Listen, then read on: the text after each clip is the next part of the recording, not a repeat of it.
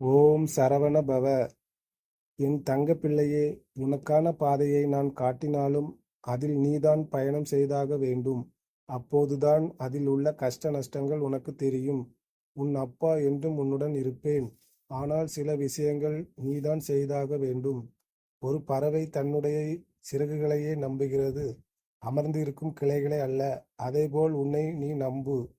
கீழே நீ விழுந்துவிட்டால் உடனே எழுந்துவிடு. கை கொடுத்து தூக்குவதற்கு இருக்கும் ஆட்களை விட உன்னை போட்டு மிதிக்கும் ஆட்கள்தான் அதிகம். அனைத்திற்கும் காலம் பதில் சொல்லும் என்ற மனநிலையை மாற்றி பழகிக்கொள். உன் வாழ்க்கை உன் கையில்.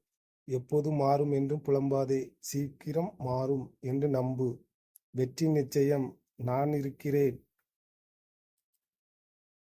உன்னால் முடிந்தால் என் ஆலயத்திற்கு வா. வந்து என்னை மனதார வேண்டு. உனக்கு நல்லதையே செய்வேன். யாமிருக்க பயமேன்.